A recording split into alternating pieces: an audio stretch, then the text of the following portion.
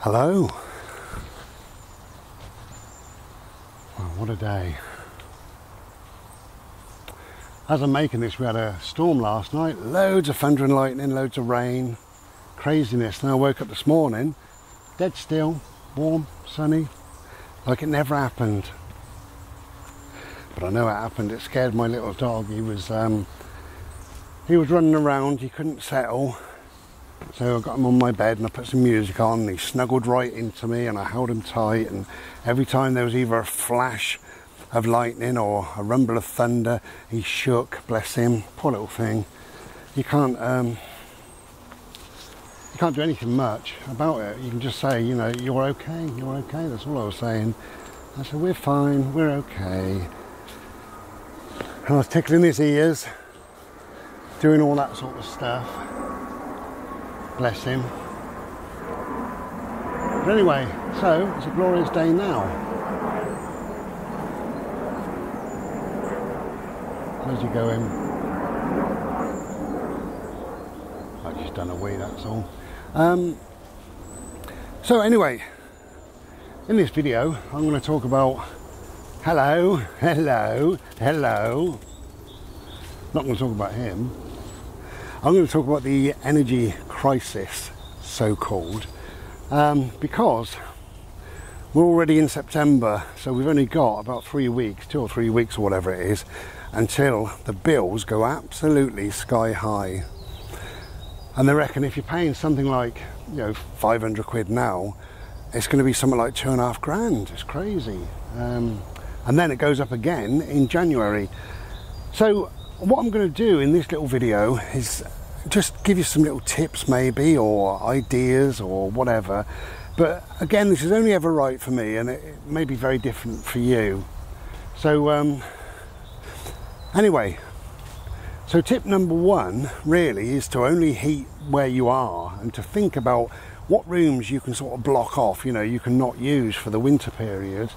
All these are fairly obvious, you know, but for me, I was thinking I only need heat, really, 3 rooms. And that's, you know, my lounge, my art room and my bedroom. And I've been thinking that way for quite some time. So I don't need the radiators on in the kitchen, the hall, the bathroom, don't need that. Which I don't, so that's cool. And then I thought, well, as much as I like to use the lounge, I don't have to use the lounge, and the things that I do in the lounge I can either do in the bedroom or in the art room. It's as simple as that. So I'm going to heat just 2 rooms, which is what I call the art room, and obviously my bedroom. So instead of like 8 rooms, 7 rooms or whatever it is, I'm going to heat 2 rooms. So that's going to save me some money. I've got an air source heat pump, and looking at how much you know, that costs, and it costs a lot less than, say, gas central heating. I could have that running, but I've decided not to, because I've done a lot of research, and what I'm going to have, I've already got them, is oil-filled radiators. And people go, oh God, you know, electric radiators. Yeah, they are electric, but they're oil-filled. Don't get the, you know, the, whatever they're called, you know, the electric copper thing that goes, whatever. Get oil-filled radiators, do your research, and then get them. Because if you have them on low and you have them on constant, they only cost like a penny or 2 pence per hour, something like that. And that's fantastic. The bedroom, I've got a little oil-filled radiator in there, because obviously that's a much smaller room.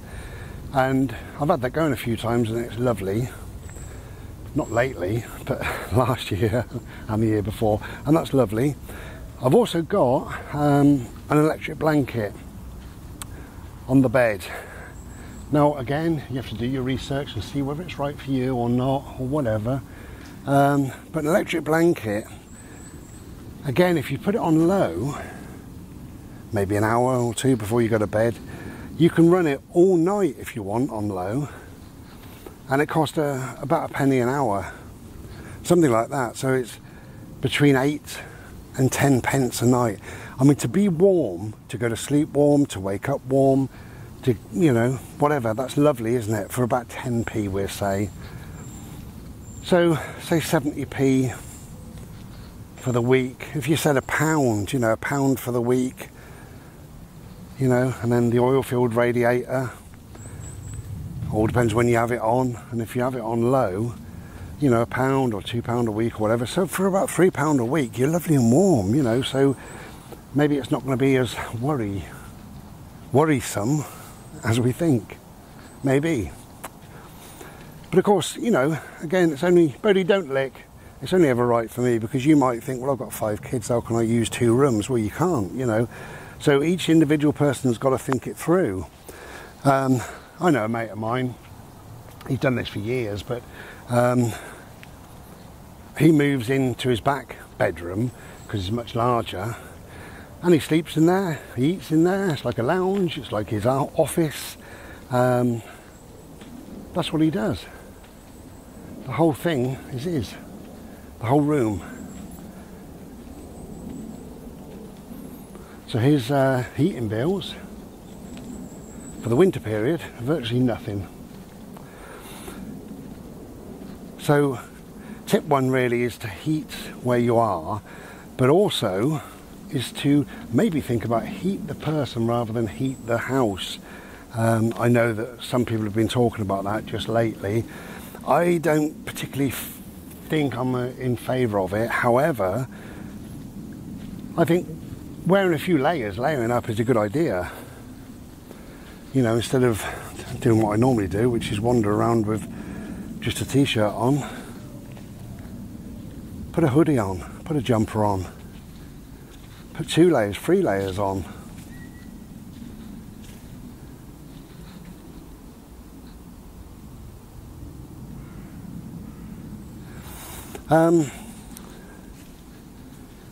You can get throws, you can get USB throws, you can get electric throws, you can get all sorts of things. Again, they're incredibly cheap. You don't have to have electric, you can just have something warm. You know, a blanket, a nice thick, warm hoodie, fleece-lined hoodie, something like that. Come on, mister, let's go. God, it's hot today. Yeah, so you can warm yourself up, keep yourself warm, and keep the environment around you, your house, your flat, whatever, keep that sort of semi-warm, but keep yourself lovely and warm, nice and toasty. So there's loads of ways, loads of different ways, I think. That's really just idea or tip number 1. Just might save you a little bit of electric. Number 2 really is about water, conserving water. It's a knock-on thing, isn't it? It's 2 things, because not only is it water, but then you've got to but then you've got to supply the electric to heat it. See where my old dog's gone. I'm only bimbling slowly today. He's all right. And again, for you, it may be very different, because you might have 5 kids, like as I said. For me, there's only me and my little dog. So, what I can do in the winter is wash up every 3rd day. Which doesn't mean you've got a load of stinking pots and pans and plates. You finish your food, swill it off, you know, swill your pan out, swill your plate off. Yeah, you're going to use a little bit of water. Fill the bowl up with water, so there's more water, but cold water. Sling your plate in there, and your knife and fork, and your pot and pan and a cup and what have you. And you'll find, I find, that I can get about 3 days worth in there. And then you wash it all up in one. So rather than washing bits up throughout the 3 days, which you might wash up 3 times, you might wash up 10 times.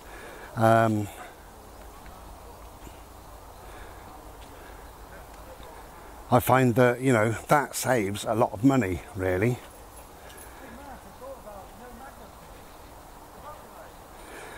So that's one thing. The other thing is, don't have a bath, obviously, because a bath, one bath is about 5 or 6 showers, so it's about a week's worth of showers. So to shower. Now, I have heard a lot of people say, take a 4-minute shower. I can't do a 4-minute shower, about a 25-minute shower, that's what I do. But years ago, tell you what I did, I put the plug in the bath. I had a shower over the bath, and I put the plug in and I had a good long shower, about 25 minutes, and I used about that much water. That was it. Whereas if you're in a bath, you know, you're going to use a lot more. So don't bath and just shower. So that's going to save on water, save heating up of the water as well. So yeah, you're washing up. I think that's quite a good little tip, really. You know, and just do all the usual, the sensible things. Turn the water off if you're brushing your teeth or whatever, you know. You don't need to waste gallons and gallons and gallons of water.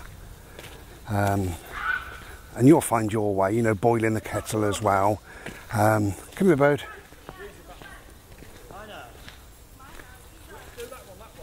Yeah, boiling the kettle with enough water for a Slurpee or two or whatever, rather than oh Christ, people messing around in the water.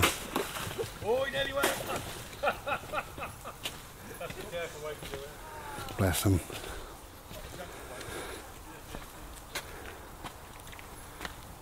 That big chemtrail up there, see it? Bloody hell. Hello, mister. Hello, my love.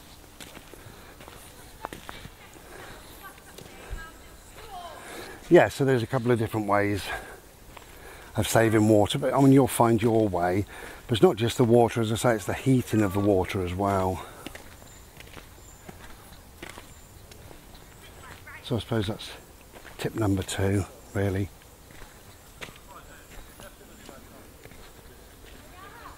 I can't believe that. Look at that in the sky.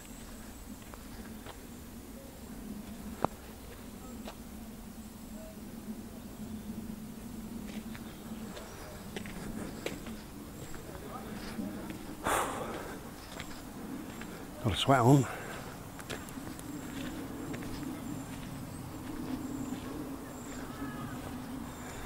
Yeah, so that's turning off radiators and things like that in your house, or only heating certain rooms.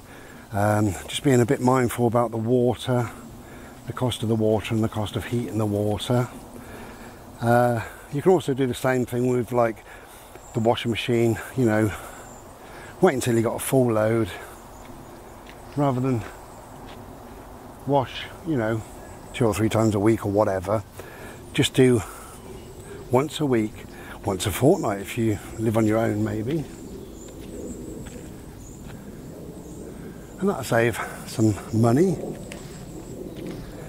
But you will find your way through, you know. Everybody's saying, oh, the government have got to do something, the government have got to help us, the government have got to do this. Well, actually, they don't have to, not really. I think they should, particularly for those in, you know, more need than others, perhaps. But we'll see.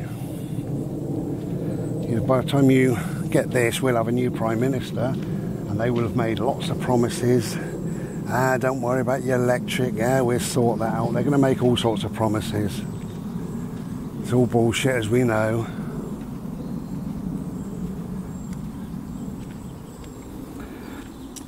And the other way to remain warm is just to be sensible, just to shut doors, shut windows, you know. You can let a little bit of fresh air in every now and then, can't you? But don't have it wide open all the bloody time. You okay there, mate? Are you okay? You are the most beautiful boy in the world. I love you. The other thing is, get a dog. You can cuddle your dog at night. He's always 2 or 3 degrees warmer than I am.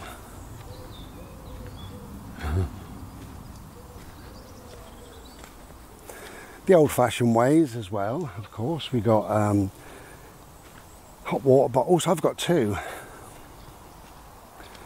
and it's nice to put your feet on a hot water bottle when you're sat maybe at your PC or you're having a meal or whatever.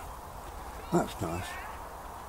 God, there's a lot of people, a lot of loud people. I think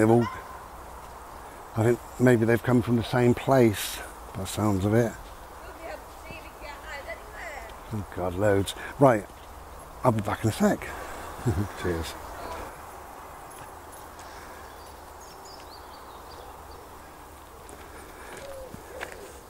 Come on, I know what you're doing. Come on this way. Yeah, so hot water bottles. I know they're old-fashioned, but I do sit sometimes in the winter and I put my feet on one, I love it. And the other hot water bottle I take to bed with me if I'm not going to have the electric blanket on. And, you know, just means you've got to boil the kettle once and you've got heat for a number of hours. And that's what it's all about, just thinking about different ways, different forms of heating. Don't get, please don't get carried away with the rubbish that's going to come out, because it does every year. And by the rubbish I mean all sorts, but just one in particular is get a couple of those little tea light candles and put under a terracotta pot. It don't work. Now if you take the terracotta pot off, you'll find that the tea light candles are hotter than by putting a bloody terracotta pot on. They call it radiant heat and what have you when you got this pot on it. It's a lot of rubbish. Bode, please don't lick. The other thing is, think about toxins that you're breathing in. Who knows where that was made, that terracotta pot, what it's made of. Does it have any paint or anything in it? Who knows, you know. And things are silent killers, aren't they? We know that. So yeah, be very careful with that. And also on the side of safety, don't wander around with naked flames and all sorts. It's just ridiculous. But you know all this.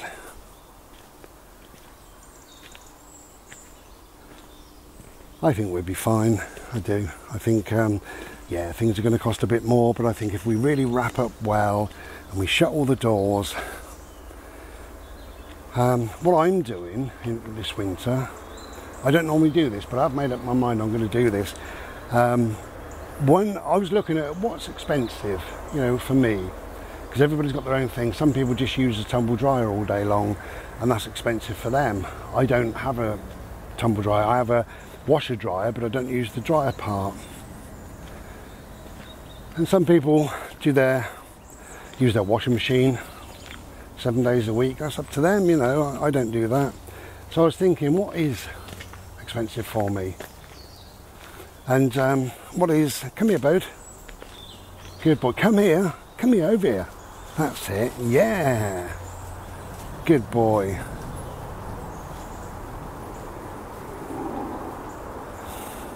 Yeah, so I was thinking, what is, come here, Bode. Bodie, here, thank you. Good boy. So I was thinking, what is expensive for me? Well, I suppose one of the things that's most expensive is my cooker. You know, we cook a meal, it's about 50 odd minutes, an hour. That uses quite a lot.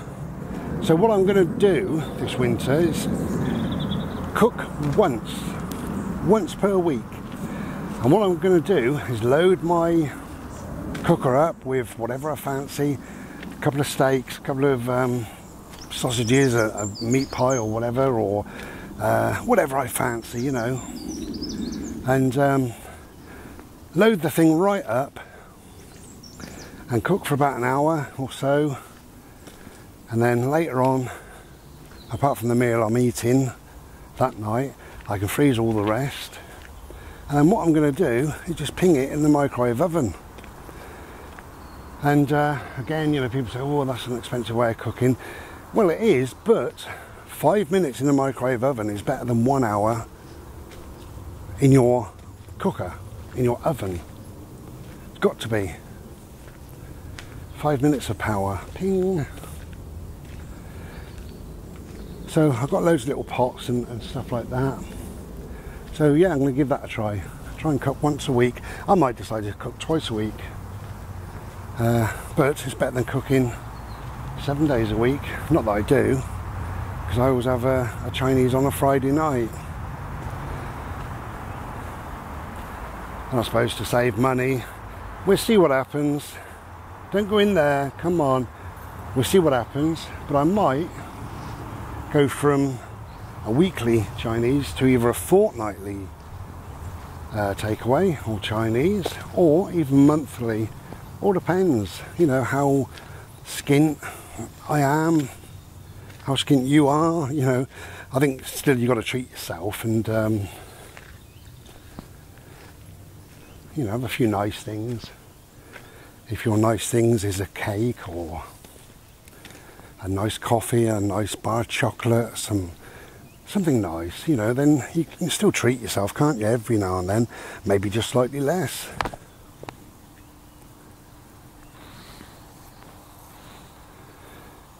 So, I think all you need to do is think it through yourself.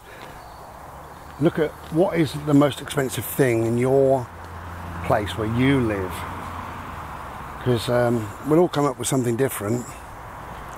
Well, there's going to be half a dozen things, isn't there? But, you know, what is it that you use more than I do? Do you sit and watch telly? All day, all night, whatever. Is that expensive? Don't know. Google it and find out. Find out what things cost. And can you save? Can you not watch certain things? Can you have a night off from watching telly and read a good book? There's a fantastic book out at the moment called Hope and Healing. Could you take Hope and Healing to bed for £1 an hour? Could you lay there on your lovely warm blanket? This normally has water running through. Bode, come here please. You don't want to go through that way. Thank you, love.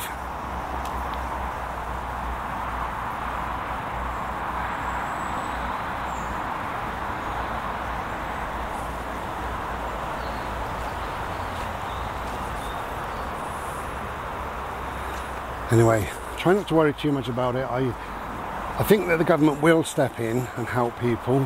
However, if your bill is going to be £3,000, they're not going to give you £3,000. They'll probably give you 300. So, you know, we are going to be a bit strapped. And once we accept that, and we start looking for other ways of saving and things, and you know, I think we'll be okay. So have a think on, think ahead, think 3 or 4 weeks ahead. Whatever you're paying now, you could pay triple. So how can you possibly save even just a small amount? Try not to worry and stay warm. Take care and be well. Ta-la.